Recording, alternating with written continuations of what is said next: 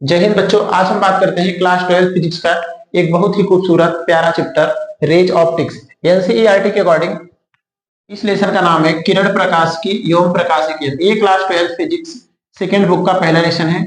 हिंदी में इसे किरण प्रकाश की एवं प्रकाशिकी यंत्र तथा इंग्लिश में ray optics and opticals instrument कहते हैं। अब हम बात करते हैं कि प्रकाशिकी क्या है। प्रकाशिकी को इंग्लिश में optics study of light, science की वह ब्रांच जिसके अंतर्गत हम प्रकाश तथा उसके गुणों का अध्ययन करते हैं, क्या कहलाता है? प्रकाशिकी कहलाता है। भौतिक विज्ञान की वह शाखा जिसके अंतर्गत हम प्रकाश तथा उसके गुणों का अध्ययन करते हैं, प्रकाशिकी कहलाता है। अब प्रकाश क्या होता है? प्रकाश को अलग अलग नामों से पुकारा जाता है। रोशनी, उजाला, यह हमारे जीवन का एक ऐसा अनमोल साथी है जिसके बिना जीवन की कल्पना करना असंभव है। सुबह से लेकर शाम तक हम जितनी भी गतिविधियां करते हैं सब प्रकाश की उपस्थिति के कारण ही करते हैं। प्रकाश की उपस्थिति के कारण ही हमें वस्तुएं चमकीली दिखाई देती हैं, अलग अलग कलर के पोशाक दिखाई देते हैं, अलग अलग कलर के फूल दिखाई देते हैं। यदि प्रकाश ना हो तो इन सब की कल्पना करना असंभव है। अब क्या है इस प्रकाश के गुण, कैसी है इसकी संरचना, इन सभी के बारे में हमें इस चैप्टर में अध्ययन करना है। प्रकाश क्लास 10th में या हाई स्कूल में हम पढ़ चुके हैं कि प्रकाश एक प्रकार की ऊर्जा है जो हमारे दृष्टि ज्ञान को जागृत करता है, जिसकी सहायता से हम ऑब्जेक्ट को देख सकते हैं। लेकिन इसके पहले वाले लेसन में हम पढ़ चुके हैं कि प्रकाश विद्युत चुंबकीय तरंग का एक भाग है। तो इस क्लास 12th के हिसाब अकॉर्डिंग ये वाला परिभाषा ज्यादा सही रहेगा कि प्रकाश एक प्रकार की विद्युत चुंबकीय तरंग है जिसकी सहायता से हम ऑब्जेक्ट को देख सकते हैं। प्रकाश एक प्रकार की विद्युत चुंबकीय तरंग है। प्रकाश एक प्रकार की विद्युत चुंबकीय तरंग है। प्रकाश एक प्रकार की विद्युत चुंबकीय तरंग है। प्रकाश एक प्रकार की विद्युत चुंबकीय तरंग है जिसकी तरंग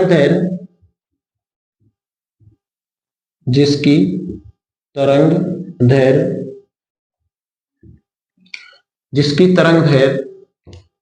3600 एंगस्ट्रॉम से लेकर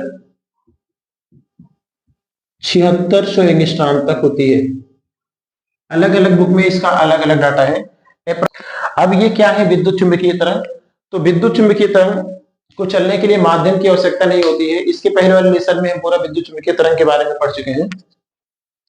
विद्युत चुंबकीय तरंग 7 प्रकार की होती हैं जिन्हें चलने के लिए माध्यम की आवश्यकता नहीं होती है, और इन तरंगों की जो प्रकृति होती है वो अनुप्रस्थ होती है। ये तरंगे इस प्रकार से चलती हैं, इनकी जो प्रकृति होती है वो अनुप्रस्थ होती है।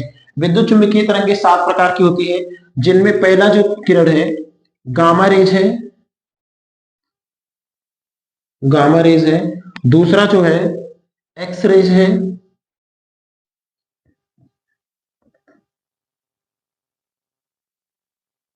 तीसरा है यूवी रेज है जिसे अल्ट्रा वायलेट रेज हिंदी में पराबैंगनी किरण कहते हैं, यूवी रेज है। तीसरा नेक्स्ट विजुअल है जिसे हिंदी में दृश्य प्रकाश कहते हैं, दृश्य प्रकाश कहते हैं।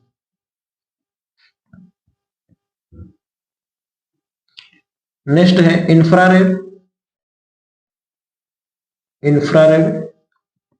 नेक्स्ट माइक्रोवेव है,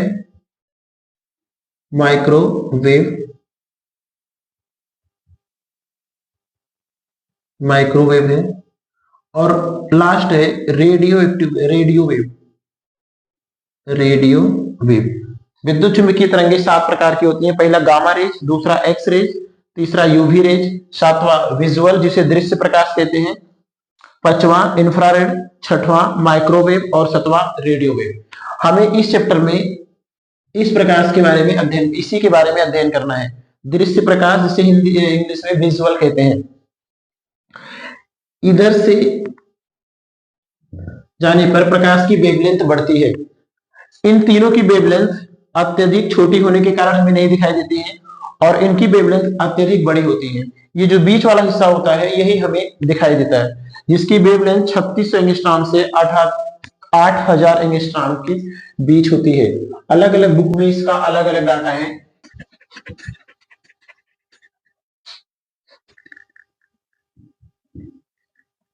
ऑप्टिक्स को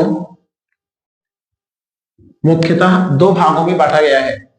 पहला रे ऑप्टिक्स, जिसे रेज ऑप्टिक्स भी कहते हैं, रे ऑप्टिक्स, और दूसरा है वेव ऑप्टिक्स। दूसरा है वेव ऑप्टिक्स। पहला रेज ऑप्टिक्स और दूसरा वेव ऑप्टिक्स। वेव ऑप्टिक्स इसे हिंदी में किरण प्रकाश की कहते हैं। इसे हिंदी में किरण प्रकाश की कहते हैं और इसे इंग्लिश में तरंग प्रकाश की कहते हैं। तरंग प्रकाश की कहते हैं। रेज ऑप्टिक्स को या रे ऑप्टिक्स को ज्योमेट्रिकल ऑप्टिक्स भी कहते हैं। इसे ज्योमेट्रिकल ऑप्टिक्स भी कहते हैं क्योंकि इसमें अधिकतर ज्यादा से ज्यादा ज्योमेट्री यूज होती है, जिसे हिंदी में ज्यामितीय प्रकाशिकी कहते हैं।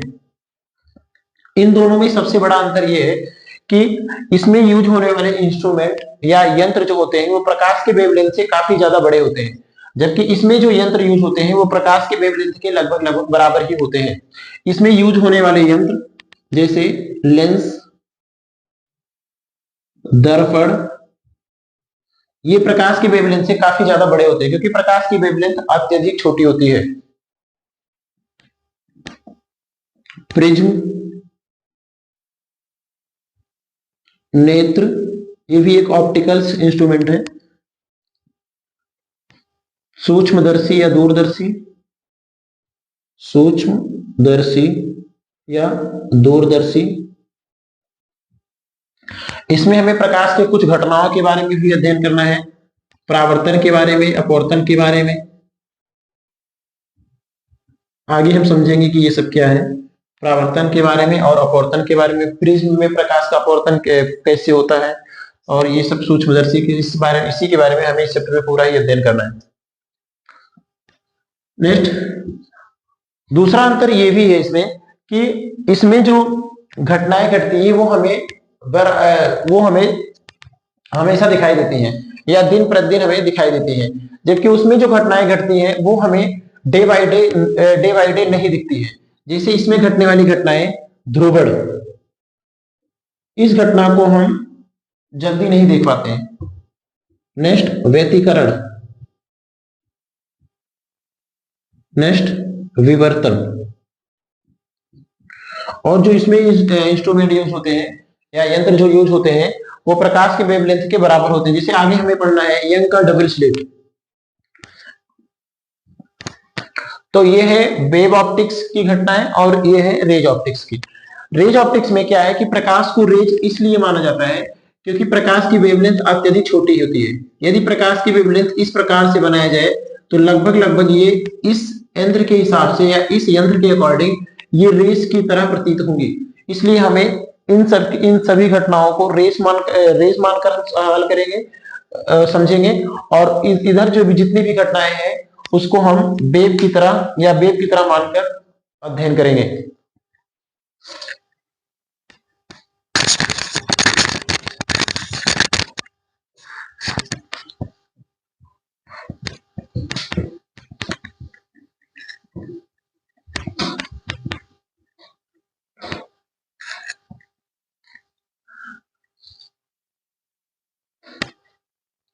इसमें पहले हम पढ़ लेते हैं कि प्रकाश के गुण। प्रकाश के गुण, प्रॉपर्टी ऑफ लाइट। प्रकाश के निम्नलिखित गुण होते हैं। पहला गुण, प्रकाश सीधी रेखा में गमन करती है। प्रकाश सीधी रेखा में गमन करती है या संचरित होती है, गमन करती है। प्रकाश सीधी रेखा में गमन करती है। अच्छा, ये हम कैसे पता करेंगे? यदि प्रकाश के मार्ग में कोई ऑब्जेक्ट रखें तो दूसरी तरफ उसकी परछाई दिखती है। इससे पता चलता है कि प्रकाश सीधी रेखा में चलती है। नेक्स्ट, प्रकाश के पथ को किरण कहते हैं। प्रकाश के पथ को, पथ माने रास्ता, प्रकाश के पथ को किरण कहते हैं। किरण कहते हैं, प्रकाश के पथ को किरण कहते हैं। नेक्स्ट, जैसे ये एक बिंदु है और ये दूसरा बिंदु है, यदि प्रकाश इधर से इस बिंदु से इस बिंदु तक होके जा रही है तो इसे क्या कहते हैं? रेस। इसी ही हम रेस कहते हैं, किरण। नेक्स्ट, प्रकाश के किरणों के समूह को पुंज कहते हैं। प्रकाश किरणों, प्रकाश के किरणों के समूह को, किरणों के समूह को पुंज कहते हैं। प्रकाश के किरणों के समूह को पुंज कहते हैं। प्रकाश के किरणों के समूह को क्या कहते हैं? पुंज कहते हैं।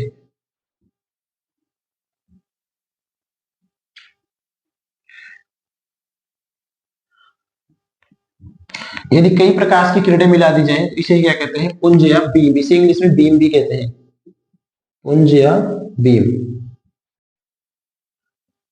प्रकाश की किरणों के समूह को या प्रकाश के गुच्छे को क्या कहते हैं? पुंज कहते हैं।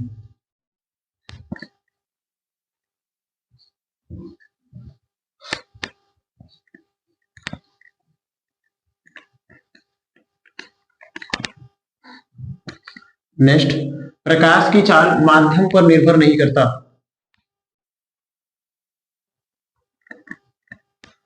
प्रकाश की चाल, प्रकाश की चाल, प्रकाश की चाल निर्वात में सर्वाधिक होता है। प्रकाश की चाल निर्वात में सर्वाधिक या सबसे अधिक होती है। प्रकाश की चाल निर्वात में सबसे अधिक होती है, सबसे अधिक होती है। प्रकाश की चाल निर्वात में सबसे अधिक होती है।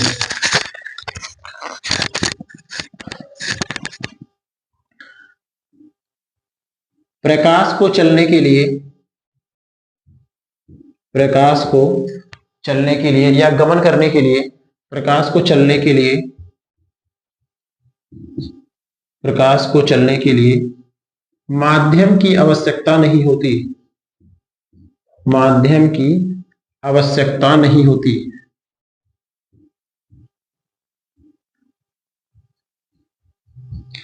प्रकाश को चलने के लिए माध्यम की आवश्यकता, प्रकाश को चलने के लिए माध्यम की आवश्यकता नहीं होती है। यदि कोई मीडियम न रहे, चाहे ठोस, द्रव, गैस या कुछ भी न रहे, तब भी प्रकाश उसमें चलता है, क्योंकि प्रकाश सन से है, जो पृथ्वी पर प्रकाश आती है वो वैक्यूम से या निर्वात से होके आती है, क्योंकि अंतरिक्ष जो है पूरा पूरा वैक्यूम है। नेक्स्ट, प्रकाश को चलने के लिए माध्यम की आवश्यकता नहीं होती, परंतु प्रकाश की चाल पर माध्यम का प्रभाव पड़ता है। प्रकाश की चाल पर, प्रकाश के चाल पर या स्पीड पर माध्यम का प्रभाव पड़ता है। माध्यम का प्रभाव पड़ता है।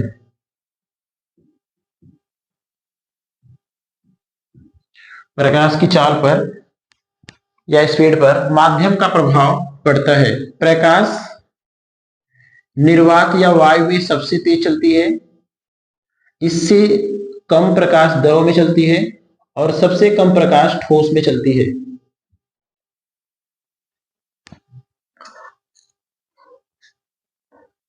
और ठोस में कैसा हो? ठोस पारदर्शी हो।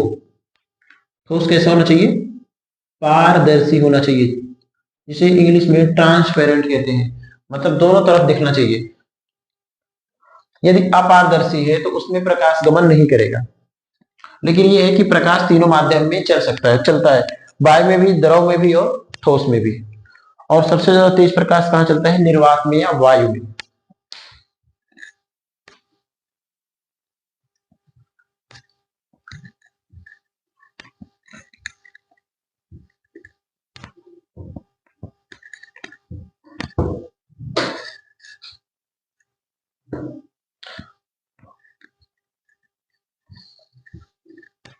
नेक्स्ट, प्रकाश की चाल। प्रकाश की चाल निर्वात में या वायु में 3 × 10⁸ मीटर प्रति सेकंड होती है। प्रकाश की चाल निर्वात में 3 × 10⁸ मीटर प्रति सेकंड होती है। मतलब 3 मीटर प्रति सेकंड। यदि हम इसे किलोमीटर में चेंज करें, किलोमीटर प्रति सेकंड, तो इकाई, दहाई, सैकड़ा, हजार, 10,000, लाख। प्रकाश 1 सेकंड में 3 लाख किलोमीटर चलती है। प्रकाश 1 सेकंड में 3 लाख किलोमीटर चलती है। और सन से अर्थ तक प्रकाश को पहुंचने में 8 मिनट तथा 8 मिनट तथा 24 सेकंड का समय लगता है। 8 मिनट तथा 24 सेकंड का समय लगता है। इतनी स्पीड से चलने के बावजूद भी प्रकाश पृथ्वी पर 8 मिनट 24 सेकंड लग जाता है पृथ्वी तक आने में।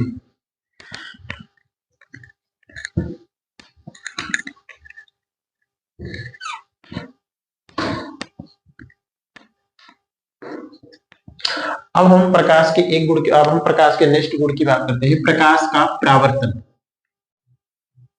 प्रकाश का परावर्तन।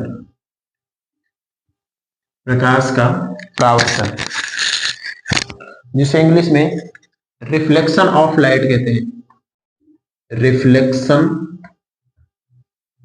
Reflection of light.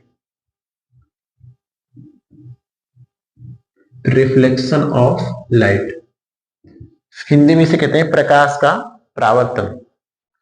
प्रकाश का परावर्तन क्या है? यदि एक ऐसा पृष्ठ हो जिसका एक पृष्ठ चिकना हो, जिसे परावर्तक पृष्ठ भी कहते हैं। चिकना हो या परावर्तक हो, चिकना हो या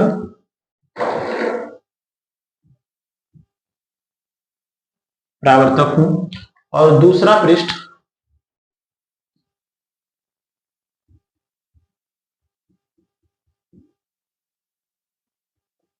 पॉलिश हो। इसे पॉलिश सतह या कलई की हुई सतह कहते हैं। पॉलिश सतह। पहला सतह चिकना या परावर्तक हो, दूसरा पॉलिश सतह हो। यदि एक प्रकाश की किरण इधर से आ रही है, इस प्रकाश की किरण को आपतित किरण के नाम से जाना जाता है, या इसे आपतित किरण कहते हैं। आने वाली किरण को आपतित किरण कहते हैं। ये किरण परावर्तक पृष्ठ के जिस बिंदु पर टकरा रही है, इस बिंदु को आपतन बिंदु कहते हैं। इस बिंदु को आपतन बिंदु कहते हैं।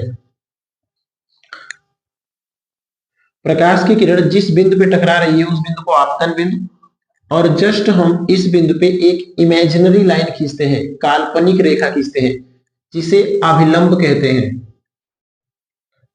जिसे अभिलंब कहते हैं। अभिलंब कहते हैं। यह आपतित किरण, यदि इसका एक भाग परावर्तक है या चिकना है और दूसरा पॉलिश है, तो प्रकाश की किरण इसी माध्यम में वापस लौट जाती है।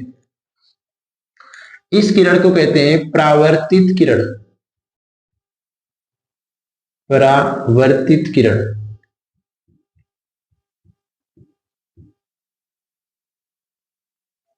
ये है आपतित किरण और ये है परावर्तित किरण।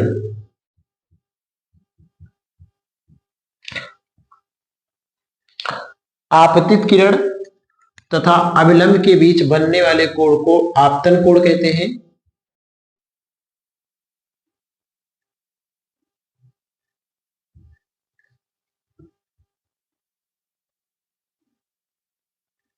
आपतित किरण तथा अभिलंब के बीच बनने वाले कोण को आपतन कोण कहते हैं तथा परावर्तित किरण और अभिलंब के बीच बनने वाले कोण को परावर्तन कोण कहते हैं। आपतित किरण तथा अभिलंब के बीच बनने वाले कोण को आपतन कोण, परावर्तित किरण तथा अभिलंब के बीच बनने वाले कोण को परावर्तन कोण कहते हैं। अच्छा, इस स्थिति में प्रकाश की चाल नियत होती है। परावर्तन की स्थिति में प्रकाश की चाल कांस्टेंट होती है। नोट, परावर्तन की स्थिति में यदि प्रकाश का परावर्तन हो रहा है तो इस स्थिति में इसकी चाल कांस्टेंट होती है। परावर्तन की स्थिति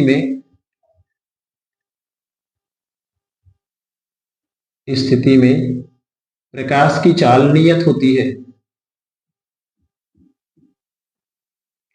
की चाल नियत होती है या फिक्स होती है, फिक्स या नियत होती है, नियत होती है। ये एक आपतित किरण है, ये जो किरण आ रही है इसे आपतित किरण कहते हैं। जिस बिंदु पे टकरा रही है उस बिंदु को आपतन बिंदु कहते हैं। हम जस्ट यहाँ पे एक इमेजिनरी लाइन बनाते हैं या इमेजिनरी लाइन खींचते हैं जिसे अविलंब कहते हैं। यदि पृष्ठ परावर्तक है या चिकना है तो प्रकाश किरण उसी माध्यम में परावर्तित हो जाती है। इस किरण को परावर्तित किरण कहते हैं। आपतित किरण तथा अभिलंब के बीच बनने वाले कोण को आपतन कोण तथा परावर्तित किरण अभिलंब के बीच बनने वाले कोण को परावर्तन कोण के नाम से जाना जाता है। कोण आई को आपतन कोण,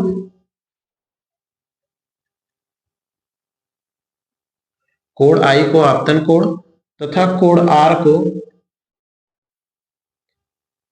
परावर्तन कोण के नाम से जाना जाता है। परावर्तन कोण के नाम से जाना जाता है।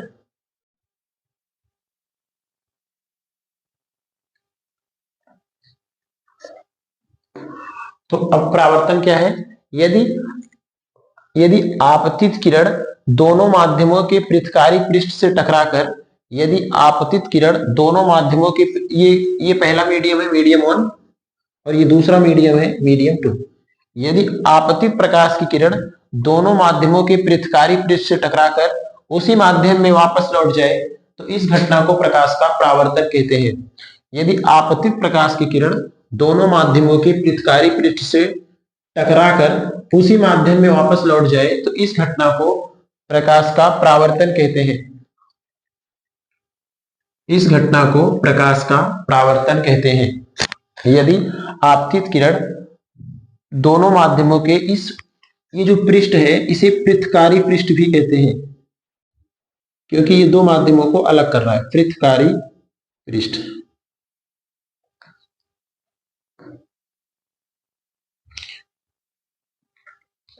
ये माध्यम अलग अलग भी हो सकते हैं, समान भी हो सकते हैं। यदि लेकिन प्रकाश यदि चिकनी सतह से टकराकर उसी में अगर वापस लौट जाए तो ऐसी घटना को प्रकाश का परावर्तन कहते हैं।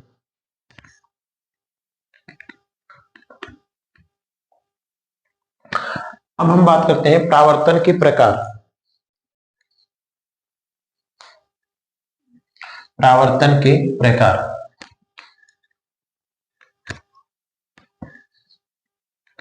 परावर्तन के प्रकार, परावर्तन के प्रकार। परावर्तन के मुख्यतः दो प्रकार होते हैं या परावर्तन के दो प्रकार हैं। पहला नियमित परावर्तन, नियमित परावर्तन। पहला क्या है? नियमित परावर्तन जिसे रेगुलर रिफ्लेक्शन कहते हैं। रेगुलर, इसे इंग्लिश में रेगुलर रिफ्लेक्शन कहते हैं। ये क्या है? यदि प्रकाश का परावर्तन चिकनी या पॉलिश सतह से हो, यदि प्रकाश का परावर्तन चिकनी या पॉलिश सतह से हो तो ऐसे परावर्तन को नियमित परावर्तन कहते हैं। यदि प्रकाश का परावर्तन चिकनी या पॉलिश सतह से हो तो यदि प्रकाश का परावर्तन चिकनी या पॉलिश सतह से हो, यदि प्रकाश का परावर्तन चिकनी या पॉलिश सतह से हो तो ऐसे परावर्तन को नियमित परावर्तन कहते हैं। दूसरा, अनियमित परावर्तन। दूसरा प्रकार है अनियमित परावर्तन। अनियमित परावर्तन, पहला नियमित परावर्तन और दूसरा अनियमित परावर्तन।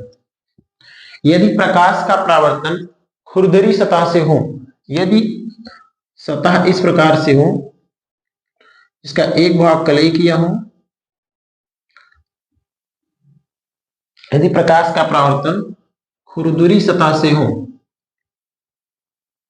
खुरदरी सतह से हो तो ऐसे परावर्तन को अनियमित परावर्तन कहते हैं। इसमें प्रकाश की किरणों का बिखराव हो जाता है।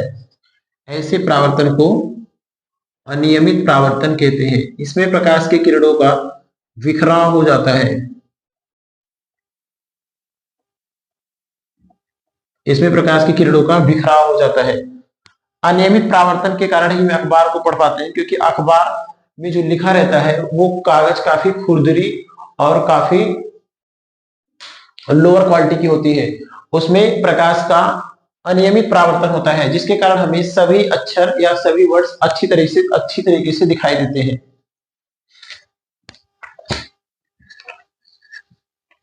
नेक्स्ट, अब हम बात करते हैं परावर्तन के नियम। परावर्तन के नियम, परावर्तन के नियम। परावर्तन के मुख्यतः दो नियम हैं। परावर्तन के मुख्यतः दो नियम हैं।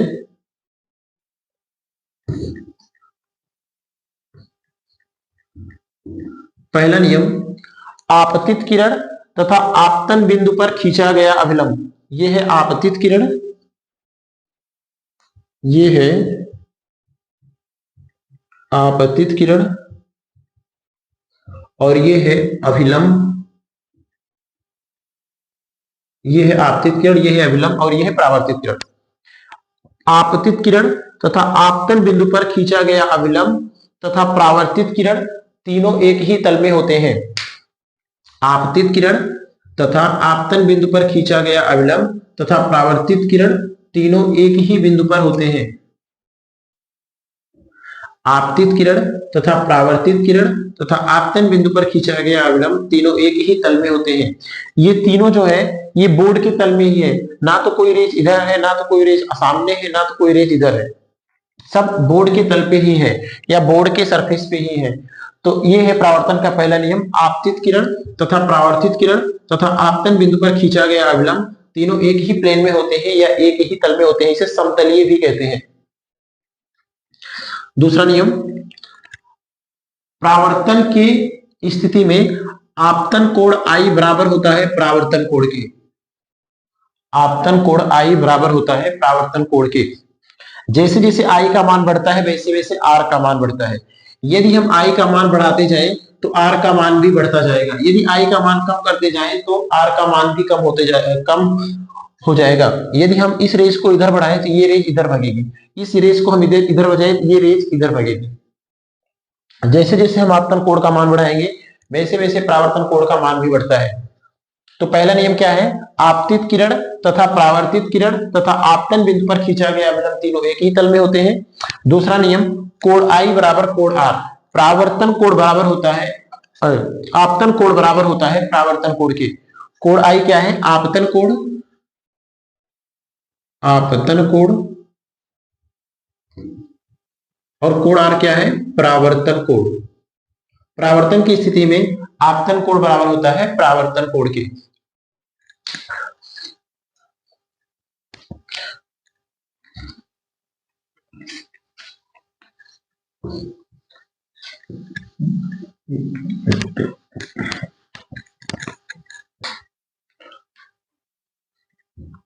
परावर्तन दो प्रकार के होते हैं, एक नियमित परावर्तन और एक अनियमित परावर्तन। दोनों में अंतर यह है कि जो नियमित परावर्तन होती है उसमें प्रकाश की किरणें चिकनी या पॉलिश सतह से टकराती हैं, इनका परावर्तक पृष्ठ प्लेन होता है या समतल होता है, और रेज टकराने के बाद सारी रेज पैरेलल हो जाती है। सारी रेज कैसी है? पैरेलल। और जबकि अनियमित परावर्तन में प्रकाश की किरणें जब परावर्तक पृष्ठ से टकराती हैं तो उनका जो परावर्तक पृष्ठ होता है वो खुरदुरा होता है, और प्रकाश की किरणें जब इस पृष्ठ से टकराती हैं तो उनका बिखराव होता है, या प्रकाश की किरणें फैल जाती हैं, इनका बिखराव होता है। दोनों में अंतर यही है कि इसमें टकराने के बाद प्रकाश किरणें समांतर हो जाती हैं, जबकि इसमें प्रकाश किरणें फैल जाती हैं, बिखर जाती हैं।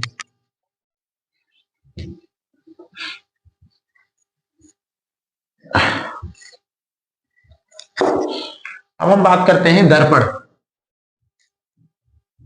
दर्पण, इसे इंग्लिश में मिरर कहते हैं। इसे इंग्लिश में मिरर कहते हैं। दर्पण वह चिकनी अथवा पॉलिश सतह है जिससे प्रकाश का परावर्तन संभव हो। दर्पण वह चिकनी अथवा पॉलिश सतह हो जिससे प्रकाश का परावर्तन हो। यदि हम कोई चिकना व पॉलिश सतह पाए, ये एक चिकना सतह है, यदि हम इसकी एक तरफ पॉलिश कर दें या कलई कर दें तो इसे क्या कहते हैं? दर्पण कहते हैं। तो ऐसा पृष्ठ, ऐसा चिकना या पॉलिश सतह जिस पर प्रकाश का परावर्तन संभव हो, ऐसा चिकना, ऐसा चिकना या पॉलिश सतह, ऐसा चिकना या पॉलिश सतह, पॉलिश सतह जिस पर, ऐसा चिकना या पॉलिश सतह जिस पर प्रकाश का परावर्तन संभव हो, प्रकाश का परावर्तन संभव हो, प्रकाश का परावर्तन संभव हो, ऐसा चिकना या पॉलिश सतह जिस पर प्रकाश का परावर्तन संभव हो, दर्पण कहलाता है। इसे इंग्लिश में मिरर कहते हैं। सतह कैसा हो? चिकना होना चाहिए और दूसरी सतह पॉलिश होना चाहिए, उसे क्या कहते हैं? दर्पण कहते हैं। दर्पण के प्रकार, दर्पण के प्रकार। दर्पण दो प्रकार का होता है। पहला समतल दर्पण, समतल दर्पण जिसे इंग्लिश में प्लेन मिरर कहते हैं, प्लेन मिरर। दूसरा गोलीय दर्पण, गोलीय दर्पण। पहला समतल दर्पण और दूसरा गोलीय दर्पण। गोलीय दर्पण को इंग्लिश में स्फेरिकल मिरर कहते हैं, स्फेरिकल मिरर कहते हैं। पहला प्लेन मिरर और दूसरा स्फेरिकल मिरर। पहला समतल दर्पण और दूसरा गोलीय दर्पण। तो दर्पण क्या है? ऐसा चिकना या पॉलिश सतह जिस पर प्रकाश का परावर्तन संभव हो, उसे क्या कहते हैं? दर्पण कहते हैं। दर्पण कितने प्रकार का होता है? तो दर्पण दो प्रकार का होता है, समतल दर्पण और गोलीय दर्पण। समतल दर्पण को इंग्लिश में प्लेन मिरर और गोलीय दर्पण को इंग्लिश में स्फेरिकल मिरर कहते हैं।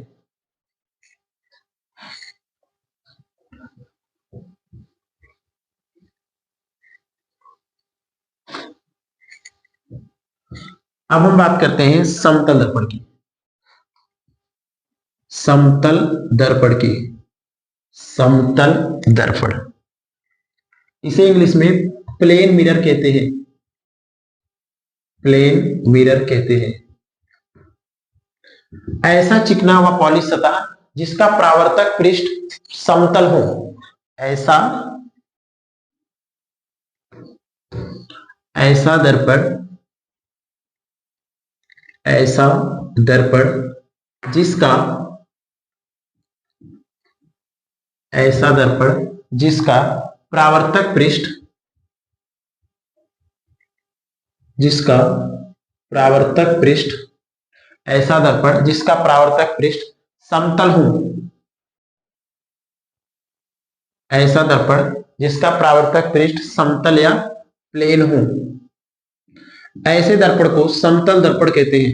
ऐसा दर्पण जिसका परावर्तक पृष्ठ समतल हो,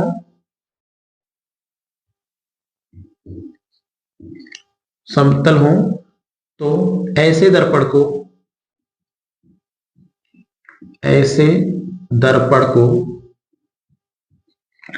समतल दर्पण कहते हैं। ऐसे दर्पण को समतल दर्पण कहते हैं। समतल दर्पण कहते हैं। इसका परावर्तक पृष्ठ कैसे हो? प्लेन हो। ये क्या है? समतल दर्पण। ये इसका परावर्तक पृष्ठ है। परावर्तक पृष्ठ है और ये इसका चिकना सरल सतह है। ये इसका पॉलिश सतह है। पॉलिश सतह। ये भी समतल दर्पण है क्योंकि इसका परावर्तक पृष्ठ कैसे है? समतल है। ये परावर्तक पृष्ठ है और ये पॉलिश सतह। ये भी क्या है? समतल दर्पण है क्योंकि इसका परावर्तक पृष्ठ क्या है? समतल है।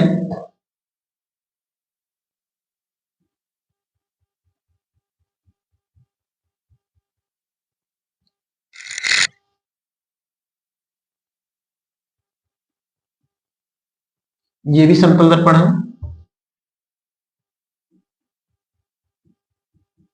ये भी समतल दर्पण है क्योंकि इसके परावर्तक पृष्ठ क्या है? समतल या प्लेन है। ये परावर्तक पृष्ठ, ये पॉलिश सतह, ये परावर्तक पृष्ठ, पॉलिश सतह, परावर्तक पृष्ठ, पॉलिश सतह।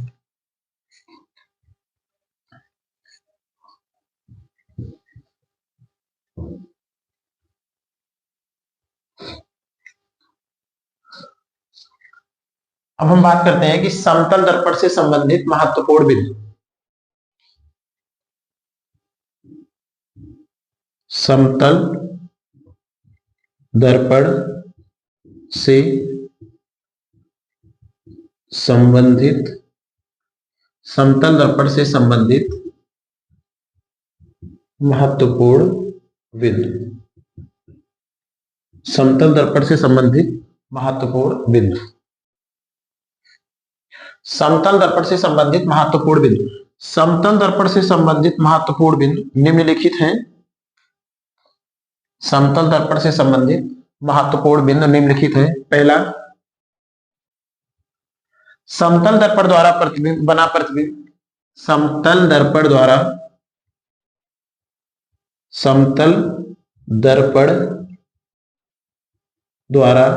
बना प्रतिबिंब। समतल दर्पण द्वारा बना प्रतिबिंब आभासी। समतल दर्पण द्वारा बना प्रतिबिंब आभासी तथा सीधा होता है। समतल दर्पण द्वारा बना प्रतिबिंब आभासी तथा सीधा होता है। दूसरा, समतल दर्पण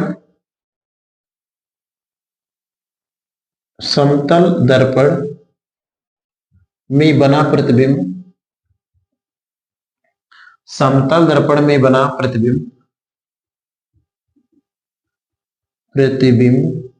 समतल दर्पण में बना प्रतिबिंब वस्तु के आकार के बराबर होता है। वस्तु के आकार के बराबर होता है।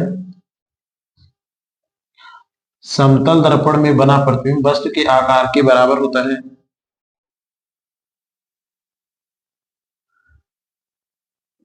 मतलब जितना दूर दर्पण से वस्तु होती है, प्रतिबिंब भी दर्पण से उतनी ही दूरी पर होती है। नेक्स्ट,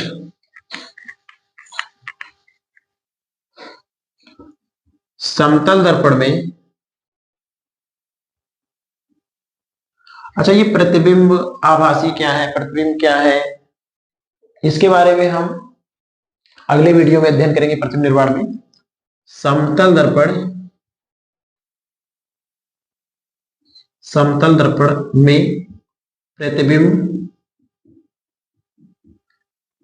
समतल दर्पण में प्रतिबिंब दर्पण के अंदर बनता है। दर्पण के अंदर बनता है। इसको हम पर्दे पर नहीं ले सकते। दर्पण के अंदर बनता है।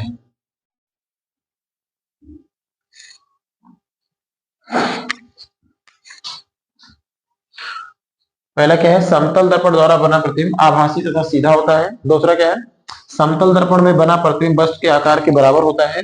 नेक्स्ट, समतल दर्पण में प्रतिबिंब दर्पण के अंदर बनता है। ये काफी इंपॉर्टेंट पॉइंट है जिसे हम पर्दे पर नहीं ले सकते।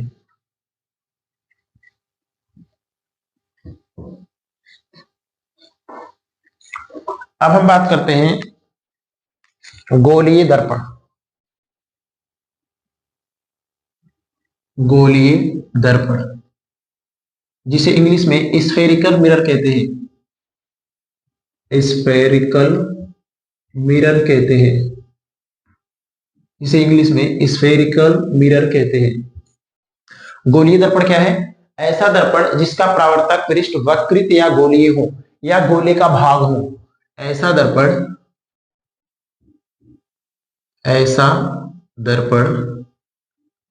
जिसका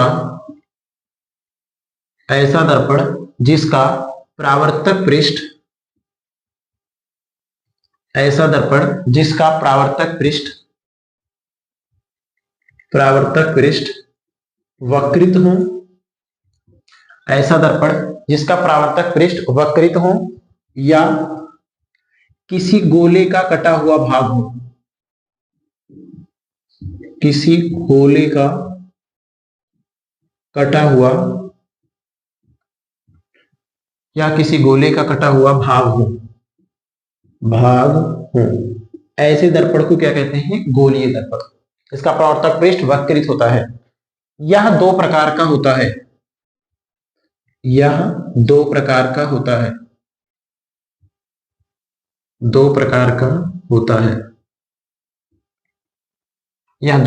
होता है।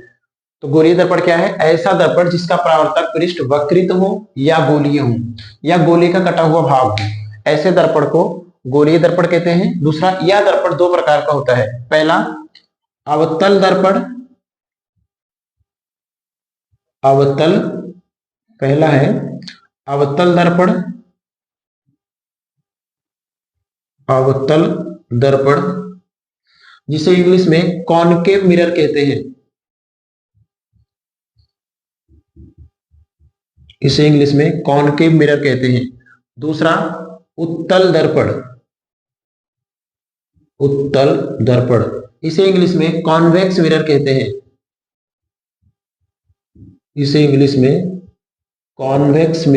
हैं। तो गोलीय दर्पण दो प्रकार का होता है। पहला अवतल दर्पण और दूसरा उत्तल दर्पण।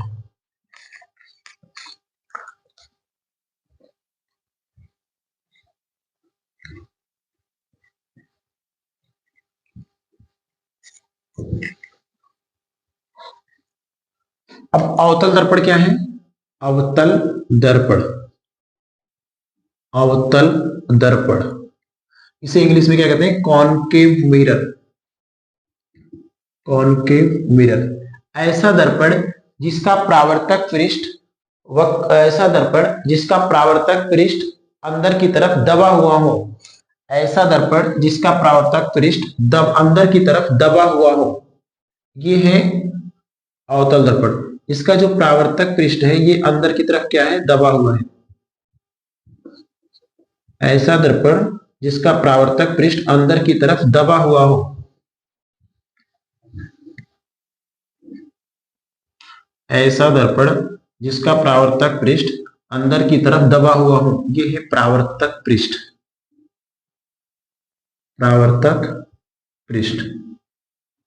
और ये क्या है, पॉलिश सतह। ऐसा दर्पण जिसका परावर्तक पृष्ठ अंदर की तरफ दबा हुआ हो उसे क्या कहते हैं, अवतल दर्पण। ये है परावर्तक पृष्ठ और ये है पॉलिश सतह। ऐसा दर्पण जिसका परावर्तक पृष्ठ अंदर की तरफ दबा हुआ हो उसे क्या कहते हैं, अवतल दर्पण कहते हैं।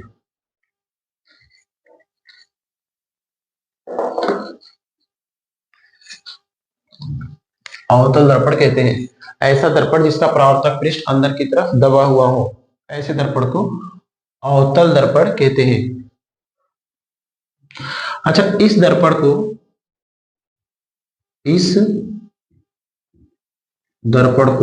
अभिसारी दर्पण भी कहते हैं। अभिसारी इस दर्पण को अभिसारी दर्पण भी कहते हैं। अभिसारी को इंग्लिश में कन्वर्जिंग कहते हैं, कन्वर्जिंग। अभिसारी दर्पण कहते हैं कन्वर्जिंग, कन्वर्जिंग मिरर। अवतल दर्पण को एक अभिसारी दर्पण के नाम से भी जाना जाता है। इसका एक नाम ये है अभिसारी दर्पण। इसे इंग्लिश में कन्वर्जिंग लेंस, कन्वर्जिंग दर्पण कहते हैं या कन्वर्जिंग मिरर कहते हैं। ये प्रकाश की किरण को एक बिंदु पर कन्वर्ज करता है या इकट्ठा करता है, इसलिए इसे क्या कहते हैं, कन्वर्जिंग मिरर। तो अवतल दर्पण को कन्वर्जिंग मिरर या अभिसारी दर्पण के नाम से भी जाना जाता है। इसका परावर्तक पृष्ठ अंदर की तरफ दबा हुआ होता है। दूसरा उत्तल दर्पण। उत्तल दर्पण, उत्तल दर्पण, इसे इंग्लिश में कॉन्वेक्स मिरर कहते हैं, कॉन्वेक्स मिरर कहते हैं। ऐसा दर्पण जिसका परावर्तक पृष्ठ बाहर की तरफ उभरा हुआ होता है। ऐसा दर्पण जिसका परावर्तक पृष्ठ बाहर की तरफ उभरा हुआ होता है, ये क्या है, उत्तल दर्पण। इसका परावर्तक पृष्ठ उभरा हुआ है, ये है परावर्तक पृष्ठ, परावर्तक पृष्ठ। इस लेंस का एक नाम और है, इस लेंस को अपसारी लेंस के नाम से भी जाना जाता है। इस लेंस को अपसारी लेंस कहते हैं। इसे इंग्लिश में डाइवर्जिंग लेंस भी कहते हैं, डाइवर्जिंग, सॉरी, अपसारी दर्पण। उत्तल दर्पण को एक दूसरे नाम अपसारी दर्पण के नाम से भी जाना जाता है, जिसे इंग्लिश में डाइवर्जिंग मिरर कहते हैं, जिसे इंग्लिश में क्या कहते हैं, डाइवर्जिंग मिरर। तो उत्तल दर्पण ऐसा दर्पण जो गोले का कटा हुआ भाग हो तथा जिसका परावर्तक पृष्ठ उभरा हुआ हो और दूसरा पृष्ठ पॉलिश सतह हो, ऐसे दर्पण को उत्तल दर्पण। इस दर्पण को एक और नाम से जाना जाता है जिसे अपसारी दर्पण या डाइवर्जिंग मिरर कहते हैं। ऐसा दर्पण जिसका परावर्तक पृष्ठ उभरा हुआ हो, जिसका परावर्तक पृष्ठ क्या है, उभरा हुआ हो, ऐसे दर्पण को उत्तल दर्पण कहते हैं। और इस दर्पण को एक दूसरे नाम से डाइवर्जिंग या अपसारी दर्पण कहते हैं। डाइवर्जिंग इसलिए कहते हैं क्योंकि यह प्रकाश की किरण को फैलाता है या प्रकाश की किरण को दूर भेजता है, प्रकाश की किरण को डाइवर्ज करता है, इसलिए इसे डाइवर्जिंग मिरर या अपसारी दर्पण कहते हैं। ये प्रकाश की किरण को बिखेर देता है, डाइवर्ज कर देता है, जबकि वो कन्वर्ज करता है। अवतल दर्पण कन्वर्ज करता है जबकि उत्तल दर्पण डाइवर्ट करता है, इसलिए इसे डाइवर्जिंग मिरर कहते हैं। अब उत्तल दर्पण, उत्तल दर्पण तथा अवतल दर्पण से संबंधित, उत्तल दर्पण तथा अवतल दर्पण से संबंधित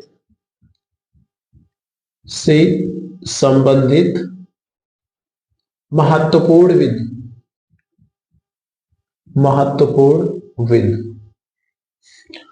उत्तल दर्पण तथा अवतल दर्पण से संबंधित महत्वपूर्ण बिंदु।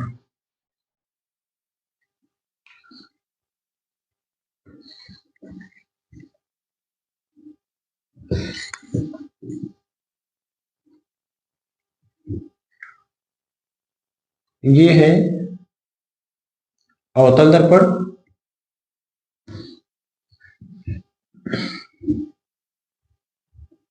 और ये है उत्तल दर्पण। इसका परावर्तक पृष्ठ अंदर की तरफ दबा हुआ है और इसका परावर्तक पृष्ठ बाहर की तरफ उभरा हुआ है। इस दर्पण को क्या कहते हैं, इसे उत्तल दर्पण, और इस दर्पण को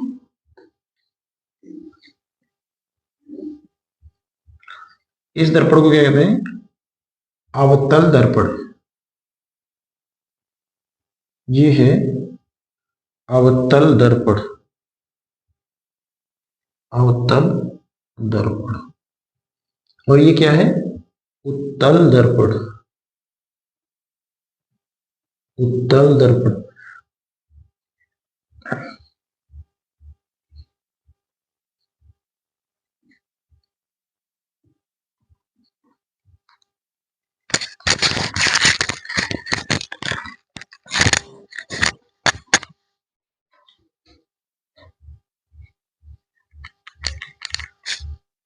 पहला पॉइंट,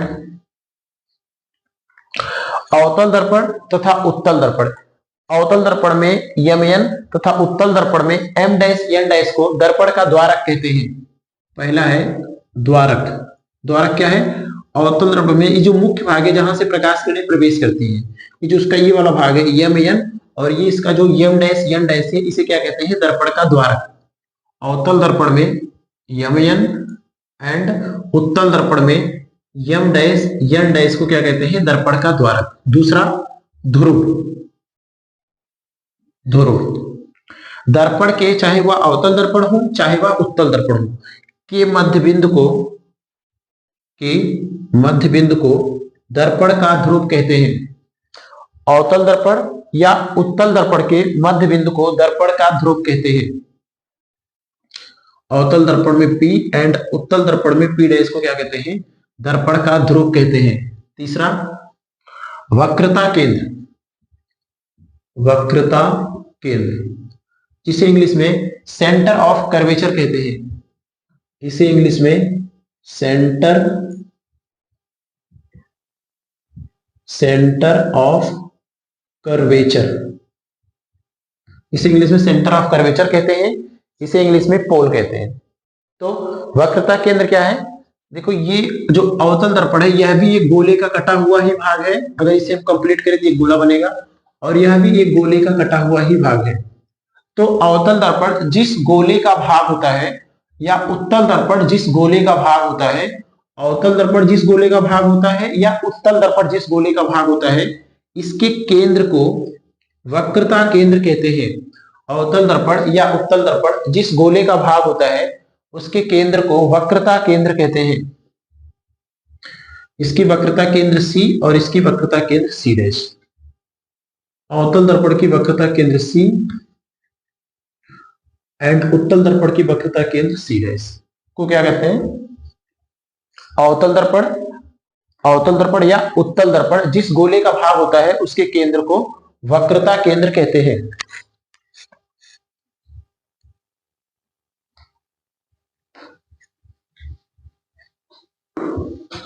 चौथा पॉइंट, मुख्य अक्ष। चौथा क्या है? मुख्य अक्ष। मुख्य अक्ष क्या है? वक्रता केंद्र तथा ध्रुव को मिलाने वाली रेखा को मुख्य अक्ष कहते हैं। इसे क्या कहते हैं? मुख्य अक्ष।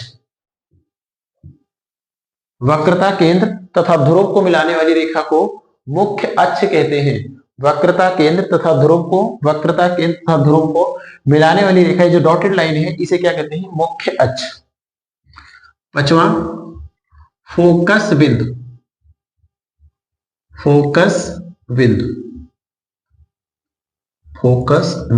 मुख्य अक्ष के समांतर चलने वाली प्रकाश की किरणें, मुख्य अक्ष ये है, इसके समांतर चलने वाली प्रकाश की किरणें अवतल दर्पण में परावर्तन के पश्चात जिस बिंदु से होकर जाती है, अवतल दर्पण में परावर्तन के पश्चात जिस बिंदु से होकर जाती है उस बिंदु को फोकस बिंदु कहते हैं, तथा उत्तल दर्पण में परावर्तन के पश्चात जिस बिंदु से जाती हुई प्रतीत होती है, उस बिंदु को फोकस बिंदु कहते हैं। इसमें यह आभासी होता है, इसमें यह वास्तविक होता है। तो फोकस बिंदु क्या है? अवतल दर्पण में मुख्य अक्ष के समांतर चलने वाली प्रकाश की किरणें परावर्तन के पश्चात जिस बिंदु से होकर जाती है उस बिंदु को फोकस बिंदु, और इसमें जिस बिंदु से जाती हुई प्रतीत होती है। ये लग रहा है कि रेज इधर से आ रही है, अगर इसको सीधा देखें तो यहाँ लग रहा है यहां से आ रही है। तो उत्तल दर्पण में ये भी इस बिंदु को फोकस बिंदु और अवतल दर्पण में इस बिंदु को फोकस बिंदु कहते हैं। अवतल दर्पण में F एंड उत्तल दर्पण में F डैश को क्या कहते हैं? फोकस बिंदु कहते हैं।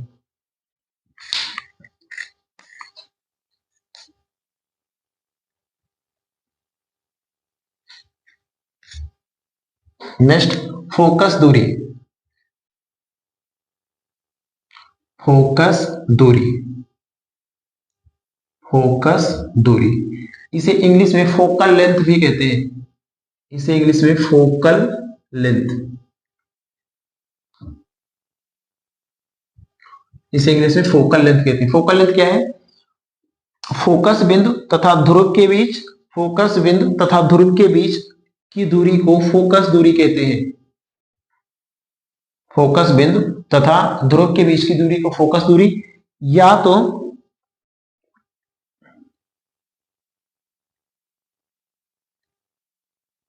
दूसरे प्रकार हम इसे परिभाषित कर सकते हैं कि वक्रता त्रिज्या के आधे को क्या कहते हैं, फोकस दूरी।